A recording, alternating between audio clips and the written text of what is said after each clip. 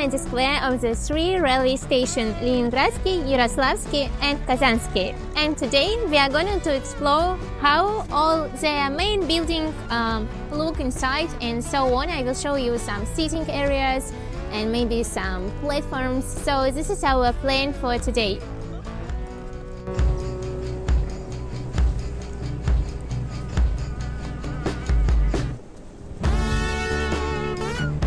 I arrived at the Leningradskiy Railway Station. These are commuter trains. And from this side, you can see long-distance trains. For example, this one is Sarsan, which goes to St Petersburg. It's like express train.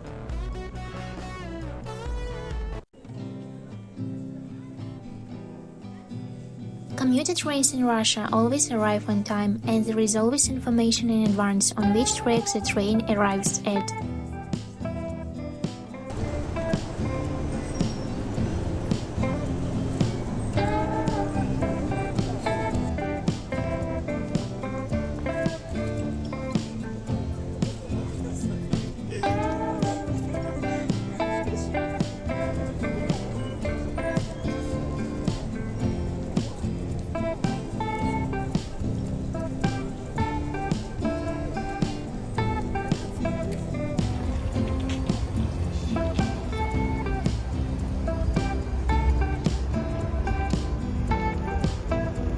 Let's now compare three stations that are located next to each other and start with Leningradskiy.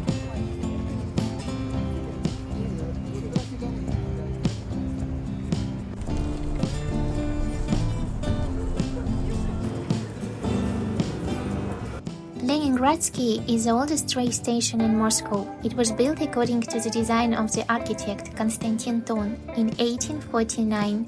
In 1842, Nicholas I signed a decree on the construction of railways from St. Petersburg to Moscow. Konstantin Thon is also known as the creator of the Great Kremlin Palace and the Cathedral of Christ the Savior in Moscow. You can check my video with the Cathedral of Christ the Savior. The link will be in the description box. In addition to St. Petersburg, you can now travel from Leningradskiy Station to cities such as Pskov, Murmansk, Tallinn, Helsinki, or Helsinki in Russian manner, and Novgorod. In St. Petersburg from Moscow, you arrive at the Moskovsky Station, which was built by the same architect, Konstantin Thon, and it is very similar in style.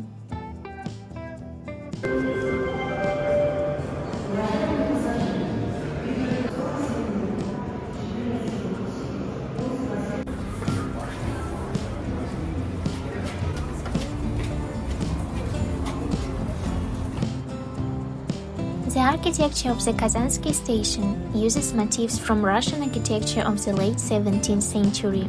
One of the features is a combination of brick and white stone.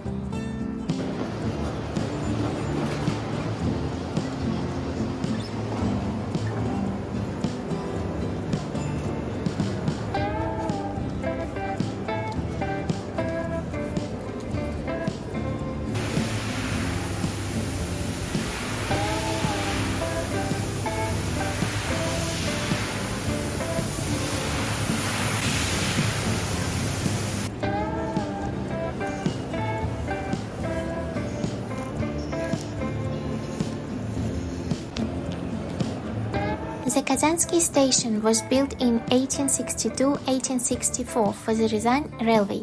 At first, the tracks were laid by English engineers, so the only section in Russia with left-hand traffic for trains has been preserved here. Since then, an unusual traffic pattern for Russia has been maintained on the Moscow-Ryazan section. In Soviet times, they somehow wanted to rebuild it, but after calculating the costs, they decided not to change it. It is the only station in Moscow where access to the metro is right from the platform.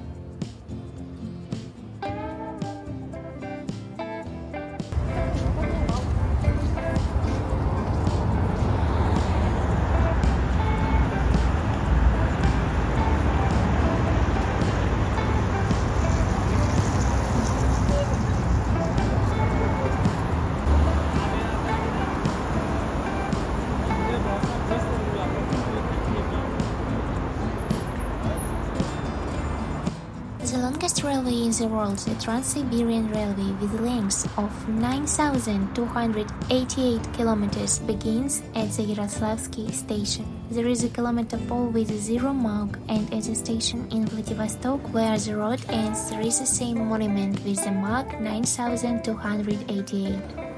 Trains run from Yaroslavskiy Station to the most remote points of the country: Vladivostok, Khabarovsk, and Irkutsk.